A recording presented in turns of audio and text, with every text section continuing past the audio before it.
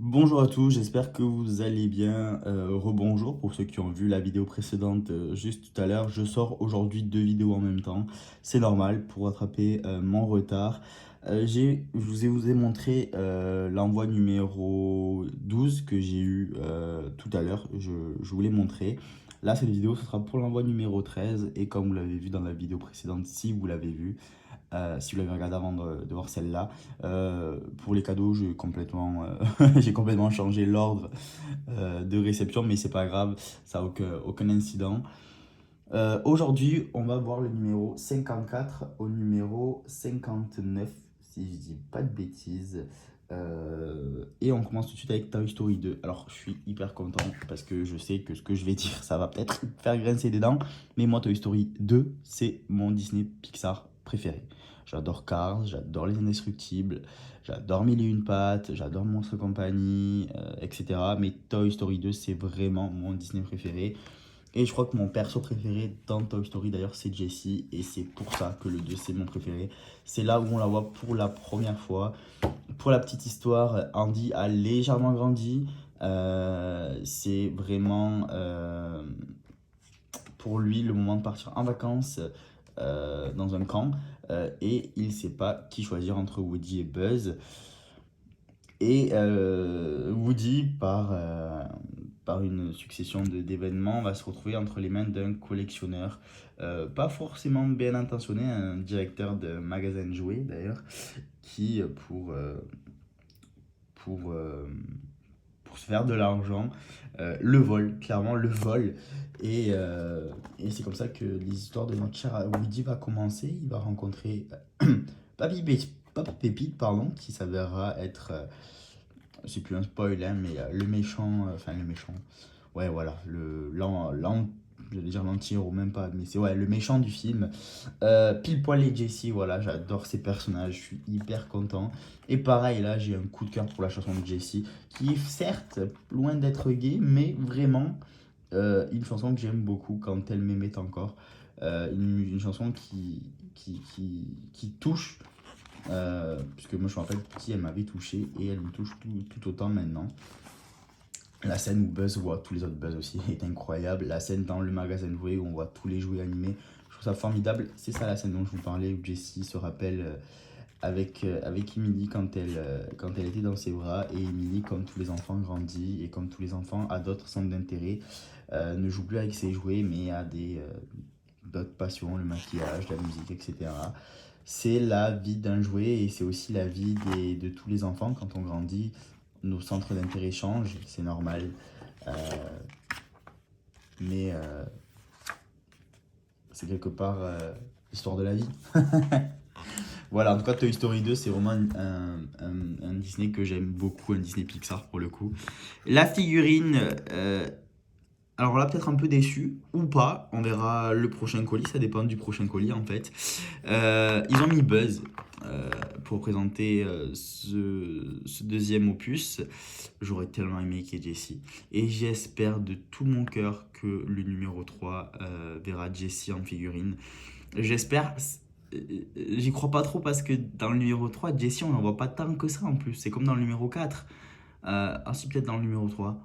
Si, peut-être. J'espère vraiment que Jessie sera représentée pour Toy Story 3. Parce on a Woody, on a Buzz. J'espère que Jessie sera représentée. Et il y aura également Toy Story 4 dans cette collection. Là, je mise peut-être sur un Forky pour le numéro 4 ou peut-être la bergère, je sais pas, à voir. En tout cas, ce numéro 54 est représenté par Buzz. Et je suis très content parce que j'aime beaucoup Buzz. Mais c'est vrai que je pense que je m'étais dit, ouais, Jessie. Et j'étais très hypé par Jessie. On va passer au numéro 55, si je dis pas de bêtises. Le voyage d'Arlo. Alors, pareil, hein, comme l'autre vidéo, j'ai pas encore vraiment installé mon trépied. Donc, c'est pour ça que je le tiens de ma main droite, le téléphone. Et c'est peut-être pas agréable pour vous, je suis désolé. Pour les prochaines vidéos, j'essaierai de faire mieux. Le voyage d'Arlo. Le voyage d'Arlo, alors, moi, c'est un Disney qui personnellement me plaît. Je sais qu'il plaît pas forcément tout le monde. De toute façon, les films de dinosaures chez Disney, ça n'a pas forcément marché. Quand on voit Dinosaures, qui est sorti en 2000, il me semble, le numéro 58 des grands classiques. Là, on est en 2015 avec Le Voyage d'Arlo. C'est le numéro 115 des grands classiques. C'est un Disney Pixar également.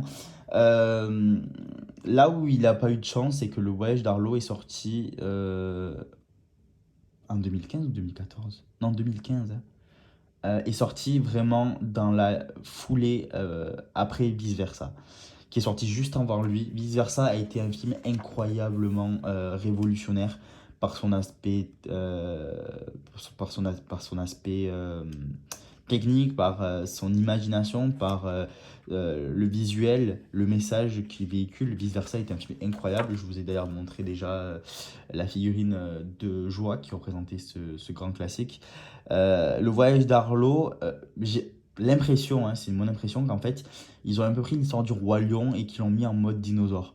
Voilà, on voit le père du héros malheureusement périr au début, le héros se retrouver tout seul, faire des rencontres pour finalement avoir une quête qui va l'amener forcément euh, à comprendre la vie, à comprendre comment fonctionnent les êtres entre eux, va devoir lutter pour survivre. Vraiment, c'est j'ai l'impression que c'est un peu du réchauffé. Moi, j'aime beaucoup le voyage d'Arlo, je vous le dis, je l'aime vraiment beaucoup, c'est un plaisir de le regarder, mais je peux comprendre certaines critiques. Voilà, je peux comprendre certaines critiques qui ne trouvent pas que ce soit fantastique et révolutionnaire plus que ça.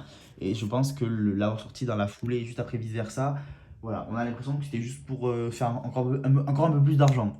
Voilà, mais bon, après, ce n'est que mon avis. Pour, c'est pas pour autant, enfin pour autant je vous conseille de voir ce film parce que ça reste quand même un chef-d'œuvre, ça reste quand même un grand classique et je vous conseille de le voir parce qu'il est mignon. En plus moi le personnage d'Arlo et le personnage de Spot je les trouve vraiment mignons, vraiment adorables. Une belle histoire d'amitié qui au final après voilà, cette scène est magnifique, vraiment cette scène est magnifique. Donc non, honnêtement, je vous conseille de voir Arlo, mais regardez-le pas en vous disant je vais voir le Disney qu'il faut absolument voir. Voilà, regardez-le en mode c'est sympa, c'est un Disney, il faut le voir, voilà, vous prenez pas la tête.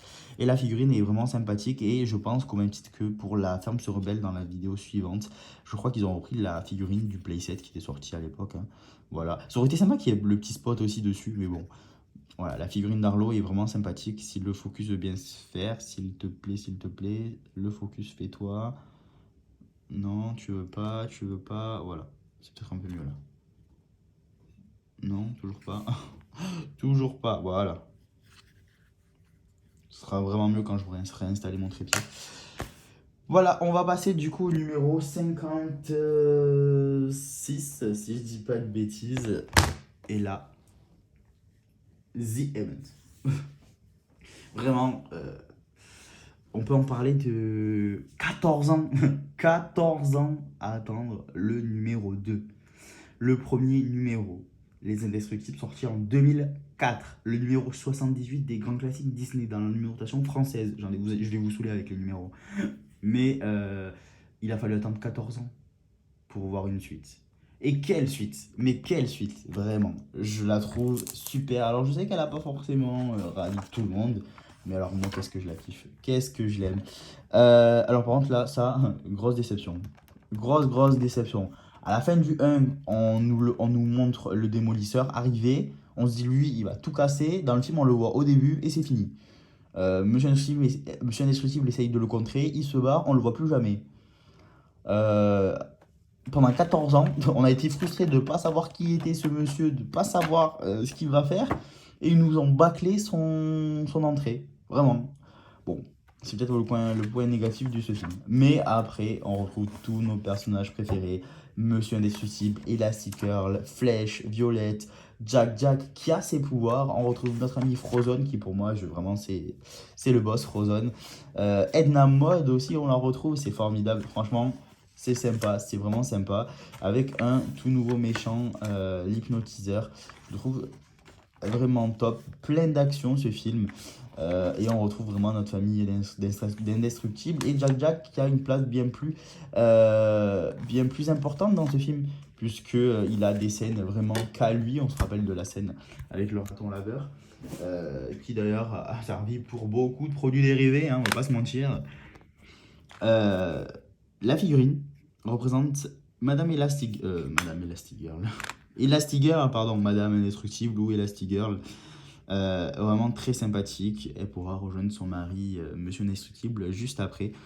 Non, non, c'est vraiment les Indestructibles 2, je le trouve vraiment sympathique. Je ne saurais pas dire lequel je préfère entre le 1 et le 2. En général, les suites, je préfère l'original que les suites, mais je dois reconnaître les Indestructibles 2, j'ai beaucoup aimé.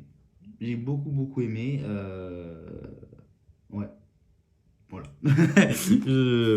Excusez-moi, mais là on dirait pas, mais je tourne le matin et je suis pas très bien réveillé. On va passer au numéro 57. Et alors là, c'est un numéro que j'attendais. C'est loin d'être mon Disney préféré, l'Atlantide. Je vais aller vite parce que ça fait déjà 10 minutes de vidéo et à chaque fois mes vidéos durent une éternité. Faut que j'arrête de parler trop longtemps, mais j'adore partager ça. Atlantide, l'Empire perdu, qui est sorti en 2001, je crois. 2001.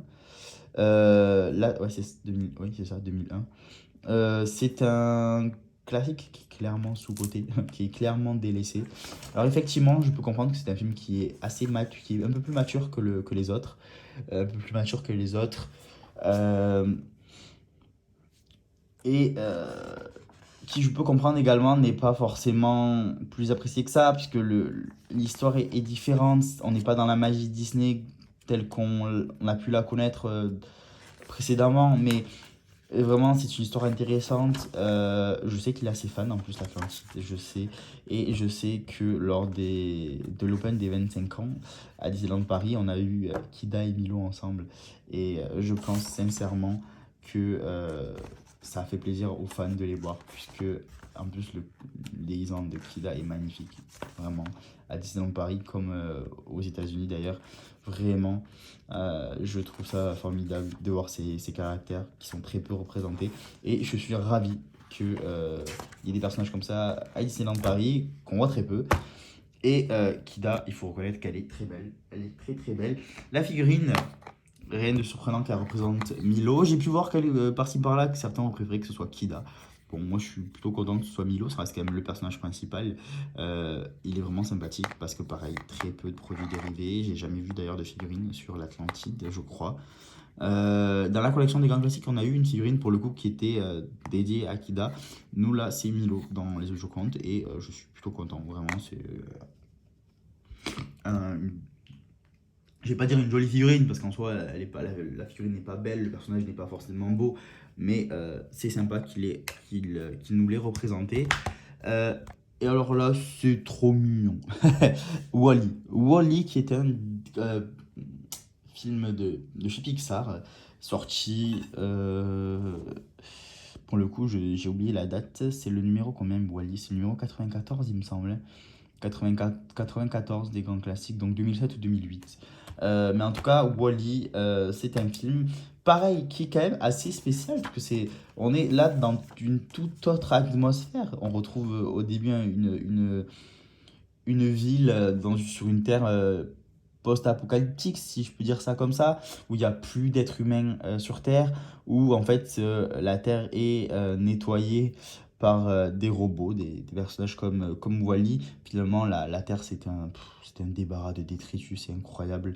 Et ça donne quand même une bonne claque en disant que l'homme, malheureusement, a pas fait de belles choses sur cette Terre.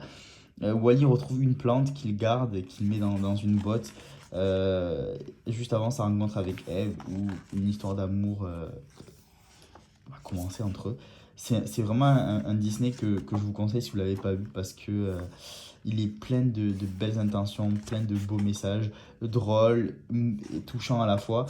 Euh, et ça peut faire réfléchir en plus, ça peut vraiment faire réfléchir sur comment l'homme entretient cette terre, même si c'est pas la trame du film, on est d'accord. Mais les messages qui sont véhiculés sont plutôt sympathiques. Wall-E, c'est vraiment un Pixar que j'aime beaucoup. Il fait pas partie de mes Disney préférés, c'est vrai, mais je dois reconnaître que les personnages d'Eve, Wall-E et même Emo, je les trouve vraiment chou. la figurine de Wally, qui est bien faite. On avait également une figurine de Wally dans la collection des grands classiques Disney de chez Hachette. Pareil, Wally, pas beaucoup de produits dérivés, hein. Il y en a eu pas mal lors de sa sortie, il me semble, mais très peu maintenant. Ah, ma figurine a un petit défaut, je sais pas si vous allez le voir là. Bon, c'est pas grave, ça se rattrape, c'est juste à gratter un peu, mais le blanc a un peu coulé. En tout cas, la figurine est vraiment sympathique, très très sympathique. Et on passe de suite à la figurine, enfin, voilà, la dernière figurine de cette envoi-là, le numéro 59, les nouveaux héros. Les nouveaux héros, c'est un Disney que j'ai mis longtemps à regarder, je ne l'ai pas vu quand il est sorti en 2012, vraiment pas. 2012, c'est ça 2012? Je sais plus, ou 2013. En tout cas, c'est le numéro 112 des grands classiques. Les nouveaux héros, je l'ai pas de suite regardé. Je vous avoue qu'il ne m'a attiré pas du tout. Il ne m'attirait pas du tout. Et au final, c'est une pépite. Il faut le dire, c'est une pépite ce film. Pareil, euh, peut-être un peu sous-coté, je trouve, pour ma part. Pourtant très intéressant, très, très riche au niveau visuel, même au niveau scénario, puisque je trouve qu'il est bien foutu, bien monté. Le méchant est plutôt badass. Dommage qu'on ne le voit pas plus que ça dans les parcs Disney. Sûrement dans les pays asiatiques, donc à Tokyo, à Hong Kong et à Shanghai, il y aura sûrement plus des produits sur les nouveaux héros, Big Hero 6. Mais c'est vrai que voilà, c'est quand même des films basés sur des BD, il me semble. Je crois que c'est ça, hein. C'est des BD ou des mangas, je sais plus. Mais en tout cas, vraiment, Les Nouveaux Héros, c'est un film que je vous conseille si vous ne l'avez pas vu. Voilà, nous avons nos héros, nos 6 héros réunis. Formidable, vraiment. Gogo Tomago, Lemon, Baymax, Hiro, Wasabi et on a Fred. Franchement, si vous n'avez pas vu Les Nouveaux Héros, regardez-le. Puisque, en plus, le personnage de Baymax, il est trop chou. Vraiment, le personnage de Baymax est vraiment trop mignon. Euh, Vraiment, c'est un personnage attachant et je comprends qu'il est plus. Parce que Baymax, c'est un personnage qui plaît à pas mal de personnes. Et c'est normal. C'est normal, c'est normal, c'est normal. Quand on parle du loup. Quand on parle du loup, il est là, notre ami Baymax. Eh Baymax, tu es juste là? Voilà, simple, efficace. Voilà, le personnage de Baymax, tout blanc. Et je le trouve vraiment cool. Ils auraient pu le représenter dans son armure, mais au final, je pense que il aurait perdu son charme, parce qu'il est vraiment mignon là, quand on le voit comme ça. Voilà, c'était le numéro 59. Et juste avant de vous quitter, je vais vous montrer du coup l'objet de collection que j'ai reçu avec l'endroit précédent pour le coup, hein. Euh, Alors, vous n'allez pas le voir comme il doit être, donc c'est une tasse, c'est une tasse. Et là, en fait, sur les côtés, quand vous mettez de l'eau chaude, l'eau froide, vous voyez le génie apparaître. Voilà, c'était le petit cadeau qu'il y avait avec l'envoi numéro 12. Mais comme dans la vidéo précédente, je m'étais trompé, je vous avais montré la figurine de Timon et Pumba que j'avais reçue avec cet envoi-là. Je vous montre ce cadeau-ci. Voilà, c'est vraiment super cool et j'ai hâte de vous retrouver dans la prochaine vidéo parce que il va y avoir des figurines que j'attends avec grande impatience. Je pense notamment à Oliver et compagnie. Voilà, le petit spoil, c'est le numéro 60. Les nouveaux héros, c'est le numéro 59 de la collection. Le numéro 60, ça sera sur Oliver et compagnie et j'ai hâte de le recevoir et également mes figurines cadeaux puisque j'ai souscrit à l'abonnement premium. Donc j'ai hâte de vous montrer la prochaine figurine offerte puisque c'est des personnages que j'adore. Je vous remercie d'avoir regardé cette vidéo et je vous dis à bientôt. Ciao.